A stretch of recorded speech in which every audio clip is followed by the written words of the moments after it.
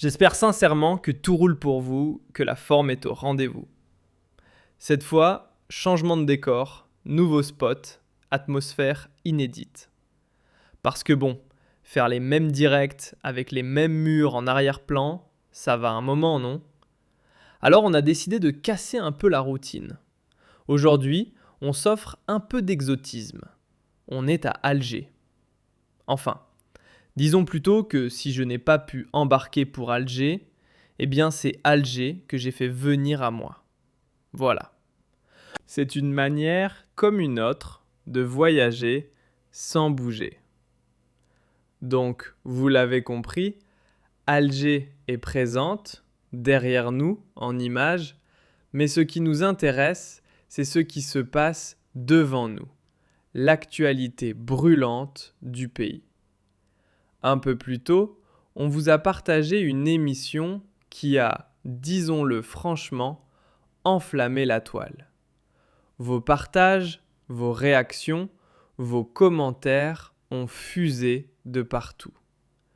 Et dans ce programme, on vous a détaillé comment les institutions algériennes, médias publics et privés confondus, y compris ceux estampillés officiels comme l'APS ou le NTV, donc financés par vos deniers et sous la houlette du ministère de la Communication, ou directement pilotés par la présidence, ont lancé une opération de désinformation d'une ampleur impressionnante. Leur chef-d'œuvre, faire croire aux Algériens que des poids lourds de la presse américaine, genre The Wall Street Journal, El Monitor, Forbes ou encore Bloomberg, pas 100% Yankee mais très made in USA quand même, auraient encensé le fameux projet Raj Billet dans des articles dithyrambiques à peine sortis des presses. Sauf que, selon les médias publics et les médias privés algériens, de grands titres de la presse américaine, ainsi que d'importants centres de recherche en géologie, ou encore des sources américaines très prestigieuses, auraient affirmé que Raj Billet serait le géant qui se réveille, le projet le plus révolutionnaire, le plus innovant, capable de permettre à l'Algérie de s'émanciper totalement de sa dépendance aux hydrocarbures et de transformer complètement son économie. Malheureusement, on aurait aimé que cette affirmation soit réelle, tangible. On aurait aimé qu'elle soit vraie, tout simplement. Or, elle ne l'est pas, puisqu'il ne s'agit pas de la vérité. Il est question de fausses informations, d'une campagne de désinformation massive et sans précédent. Pourquoi parle-t-on de fausses informations ? Parce que ni le Wall Street Journal, ni Bloomberg, ni Forbes, ni El Monitor, ni aucun média américain, ni aucun centre de recherche américain prestigieux, comme cela a été cité par l'APS, le NTV, ainsi que par d'autres télévisions algériennes, publiques ou privées, ou encore par d'autres médias algériens tels que Horizon, El Moudjahid ou divers sites électroniques algériens, aucun de ces articles américains élogieux et dithyrambiques au sujet de Raj Billet n'existe. Il n'y a eu aucune publication de ce type. Nous avons vérifié toutes les sources qui ont été évoquées, citées par l'agence de presse algérienne et les autres médias algériens. Aucun média américain, ni au cours de cette dernière semaine, ni durant ces 2 derniers mois, n'a publié d'article ni de contenu élogieux ou glorifiant le projet de Raj Billet, en le présentant, comme l'a déclaré l'agence de presse algérienne, comme le géant endormi, ou le géant qui se réveille, ou encore le colosse, ou un projet colossal. Tout cela est faux. Mais laissez-moi vous conter maintenant l'histoire de cette fausse information ninja, de ces informations furtives. Comment l'agence de presse algérienne, la chaîne de télévision nationale et d'autres organes de presse publics comme privés en Algérie ont-ils pu relayer une telle fausse information? Non pas une seule, mais plusieurs mensonges. Comment cette campagne de désinformation a-t-elle pu se diffuser à l'échelle de tout un pays alors qu'elle repose sur des données infondées, complètement erronées? Eh bien, ce que je vais vous révéler est tout bonnement sidérant. Tout a commencé par une publication. Oui, une simple publication sur Facebook. Tout est parti de la page Facebook d'un journaliste algérien du nom de Mourad Chebine. Mourad Chebine, c'est hallucinant. Je vous le dis sans détour, je suis estomaqué. Jamais je n'aurais imaginé que Mourad Chebine se retrouverait aujourd'hui au cœur d'une telle opération de manipulation. C'est un ancien journaliste de la chaîne de télévision nationale algérienne dans les années 90. Les jeunes Algériens ne le connaissent pas, mais ceux de ma génération, qui étaient enfants à l'époque du début des années 90, ainsi que ceux de la génération précédente, le connaissent très bien. Saafa, c'était une émission célèbre de cette chaîne durant la fin des années 80 et le début des années 90. Mourad Chebine était l'une des figures emblématiques de cette télévision. C'était à l'époque d'une chaîne libre et indépendante. Après le mois d'octobre 1988, dans les médias publics algériens comme cette chaîne, la parole s'est libérée. Il existait une véritable indépendance dans le ton, dans l'analyse, dans la critique journalistique. Il y avait des plateaux de télévision animés, des reportages critiques, des débats ouverts. On invitait les opposants, les représentants du courant islamiste, les figures du courant laïque, les partisans du pouvoir et aussi les voix dissidentes. Il régnait à cette époque une réelle vitalité démocratique qui a été malheureusement gâchée, vous le savez, compromise avec le début des événements tragiques de la décennie noire. Mourad Chebine était parmi les cerveaux de la chaîne de télévision nationale algérienne à l'époque de cette ouverture démocratique. En 1994, il quitte cette chaîne, il part, il s'exile dans les pays du Golfe. Il fait partie des premiers journalistes algériens à être partis s'installer dans les pays du Golfe. Il a contribué à la création de la chaîne Abu Dhabi Télévision.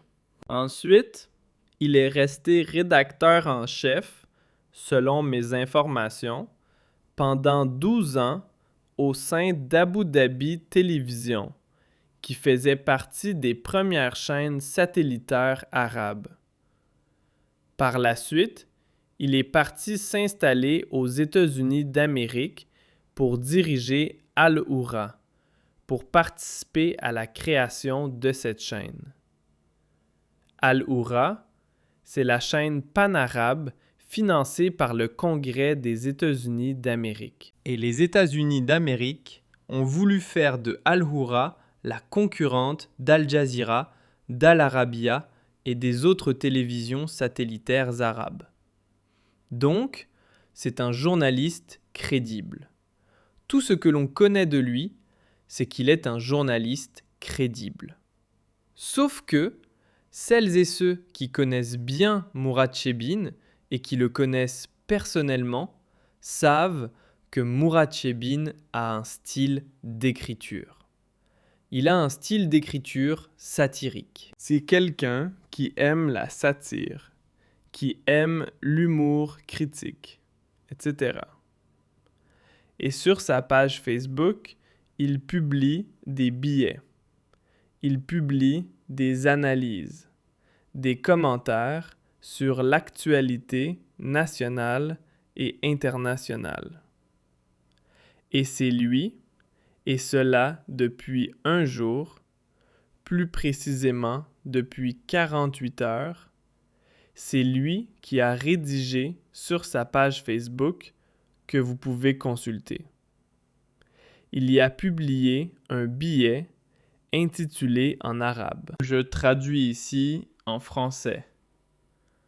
Le projet de Raj Billet, vu par des centres de recherche américains et par la presse américaine. C'est lui qui a mentionné Bloomberg, le Wall Street Journal, El Monitor, et il cite des sources, ouvre les guillemets, insère des phrases en les présentant comme des affirmations émanant de ces grands médias américains ou de ces sources américaines prestigieuses, comme par exemple la plateforme Energy Capital Power. Il y avait un journaliste de la chaîne de télévision nationale algérienne qui est abonné à la page Facebook de Mourad Chebine. Ce journaliste a repris mot pour mot le texte de Mourad Chebine. Il l'a copié depuis sa page Facebook, sans vérifier l'information, sans prendre contact avec Mourad Chebine pour lui demander « Est-ce que c'est vrai ce que tu as rapporté ?» sans consulter ni vérifier les sources que Mourad Chebine avait citées. Et il l'a transmis à sa rédaction. Et la chaîne de télévision nationale algérienne l'a publié. L'agence de presse algérienne, elle, a pris le relais, puisque, à l'instar de la chaîne de télévision publique et officielle, elle a repris le texte de Mourad Chebine pour en faire une dépêche. C'est un simple copier-coller. L'agence de presse algérienne et la télévision publique nationale ont effectué un copier-coller. Vous pouvez aller voir sur la page Facebook de Mourad Chebine, c'est un copier-coller de son texte repris tel quel par l'agence de presse algérienne et la chaîne publique.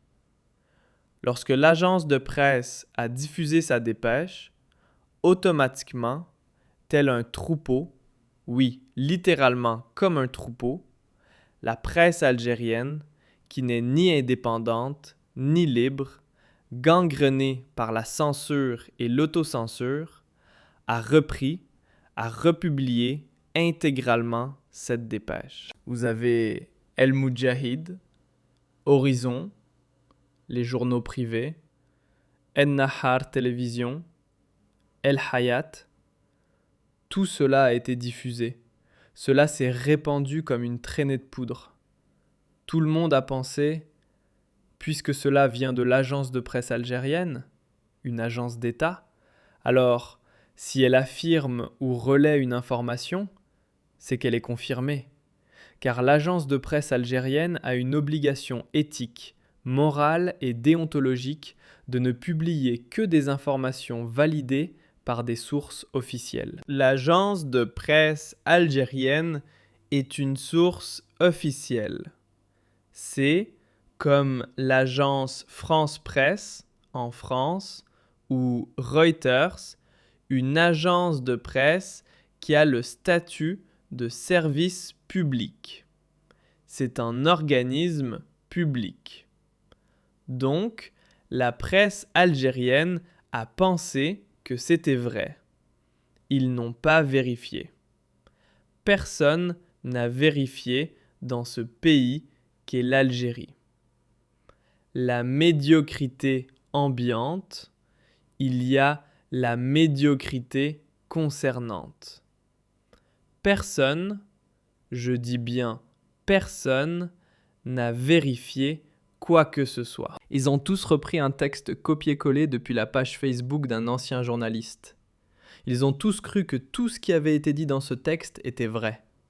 Donc, si Mourad Chebine avait écrit un texte pour dire que Tebboune est plus beau que Brad Pitt, il l'aurait repris, en aurait fait une dépêche de l'agence de presse, etc.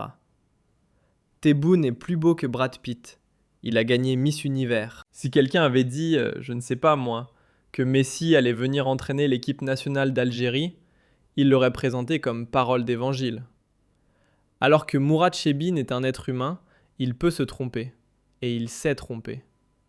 Donc, je ne sais pas si Mourad Chebine a voulu plaisanter, parce que j'ai essayé, mais je n'ai pas encore eu le plaisir de le contacter. On va tenter de le joindre plus tard. Chebine est connu pour son style vraiment humoristique. Il aime plaisanter. Il aime tourner l'actualité en dérision dans ses écrits personnels. C'est un écrit personnel. C'est sa page Facebook. Alors, a-t-il voulu piéger la presse algérienne? Si c'est le cas, il a franchement réussi son coup. Il a piégé la presse algérienne, qui est tombée dans le panneau vraiment comme des décervelés. Ils n'ont absolument rien vérifié. Par contre, Mourad Chebine, lui, a semé le doute.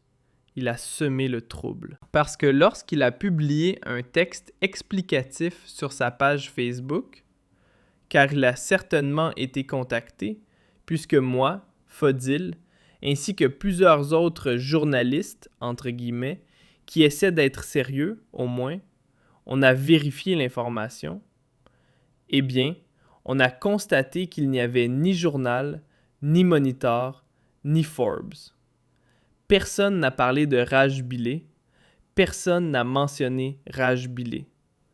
Tout cela, c'était de la désinformation. Comme je l'ai déjà dit, la plus grande campagne de fausses informations dans l'histoire des médias en Algérie, car cela a été massivement diffusé à l'échelle d'un pays, voire même à l'échelle internationale, puisque les médias algériens ont traduit en français, en anglais, les fameuses affirmations propagées par Mourad Chebine sur sa page Facebook. Chebine déclare, il a publié un message, il dit que voilà, après la controverse suscitée sur sa page Facebook, après la controverse provoquée par mon dernier article sur le projet Raj Bilé et ce qui a suivi, entre applaudissements des partisans et sifflets de désapprobation antiseptique, je me retrouve dans l'obligation de clarifier certains faits pour celles et ceux qui ont été victimes de confusion, ou pour ceux qui ont tenté de semer la confusion dans les esprits. Premièrement, je ne suis pas dans une salle de soutenance de thèse de doctorat. C'est pour cela que je m'adresse aux critiques installés dans leur canapé confortable qui exigent une liste de références pour toute étude ou vérification, tout en étant allongés en mode détente. Je ne suis pas en train de débattre d'une recherche académique avec vous et je n'ai convié personne à participer à une étude de faisabilité concernant mes écrits. Ce que j'ai rapporté. Des expressions comme le géant endormi, changer les règles du jeu, etc., n'est pas une invention émotionnelle, mais un écho de rapports émanant d'institutions sérieuses. Donc, il essaie de dire qu'il y a des institutions sérieuses qui ont cité, qui ont parlé de Raj Bilé. D'accord. Lesquelles? Nous avons cherché et nous n'avons trouvé aucune source. Peut-être que dans le passé, peut-être qu'il y a 2 ou 3 ans, des centres de recherche ou des médias américains ont évoqué Raj Bilé dans un article ou dans une analyse, etc. Mais au cours des dernières 24 heures ou des dernières semaines, contrairement à ce qui a été affirmé, l'erreur de l'agence de presse et de la chaîne publique, ainsi que des autres médias publics et privés algériens, c'est qu'ils ont copié-collé un texte tel quel, sans vérifier quoi que ce soit, sans effectuer la moindre vérification. Dans son texte, Mourad Chebine dit, en résumé, « Je continuerai à écrire sur ce que subit mon pays en m'appuyant sur la logique et les faits, pas pour la démagogie bon marché, les allégeances suspectes et les caprices des sceptiques, même sur les intérêts des services météorologiques. Et je suis absolument convaincu que le grand nombre de ceux qui tentent de vous poignarder dans le dos prouvent qu'ils sont derrière vous et que vous les avez devancés à l'avant. C'est clair, c'est un commentaire humoristique. C'est un commentaire subjectif de quelqu'un. Certes, c'est un journaliste crédible, mais Mourad Chebine n'est pas le Coran, ni la Bible normalement. Donc, si un certain Abdar écrit « Abdid a démissionné », toute la presse va reprendre « Il a démissionné », etc. Et c'est vrai, c'est du grand n'importe quoi. C'est du grand n'importe quoi tout cela, toute cette campagne de fausses informations. Il n'y a eu aucun article dans l'ensemble des médias qui ont été cités. Américains. Bloomberg, le Wall Street Journal, Forbes ou Monitor. Aucun de ces médias n'a affirmé que c'était un géant, que le projet Raj-Bileh était gigantesque et qu'il allait révolutionner l'Algérie. Des articles qui classent Raj-Bileh parmi les 3 grandes réserves de fer dans le monde, cela, oui, il en existe. Et cela existe. On le sait depuis les années 70. Il n'y a rien de nouveau. Mais tout ce qui a été écrit et évoqué par l'agence de presse est un mensonge. Parce qu'ils ont tout simplement copié-collé le message Facebook d'un journaliste, qui est certes crédible et connu dans l'exercice de son métier en tant qu'animateur, en tant que commentateur de l'actualité, mais il s'avère qu'il s'est trompé ou qu'il a voulu induire en erreur et manipuler la presse algérienne. En tout cas, cela a donné lieu à une bédila, une humiliation internationale. Parce que c'est très simple. À l'agence de presse, il y a des centaines de journalistes. Il y a plusieurs rédacteurs en chef télévision dans toute la presse algérienne. Il n'y a même pas eu quelqu'un qui ait eu la présence d'esprit de dire « Attendez, je vais vérifier ». Mais c'est très simple, bon sang. Tu vas sur le site internet du Wall Street Journal et tu tapes « Est-ce qu'il y a eu un article sur Raj-Bileh ?» Et les phrases, les propos qui ont été attribués au Wall Street Journal, tu peux les vérifier sur leur site internet. Même chose, pareil pour Forbes, pour Al Monitor, pour Bloomberg. C'est un travail de vérification qu'un mineur, qu'un enfant, qu'un lycéen aurait pu faire facilement. Mais dans un pays rongé par la médiocrité, où il n'y a plus de liberté de la presse, où les journalistes sérieux sont condamnés à la prison, condamnés à mort, forcés à l'exil, il reste quoi ? Il reste des rigolos et des clowns qui font du copier-coller depuis les réseaux sociaux pour se transformer en donneurs de vérité à une opinion publique déboussolée qui ne sait plus démêler le vrai du faux. Heureusement qu'en Algérie, il existe encore des médias indépendants et des cyberactivistes qui tentent, autant qu'ils le peuvent, d'éclairer correctement l'opinion publique. Voilà comment un simple message publié sur Facebook devient, alimente, crée la plus grosse campagne de fausses informations de l'histoire de l'Algérie.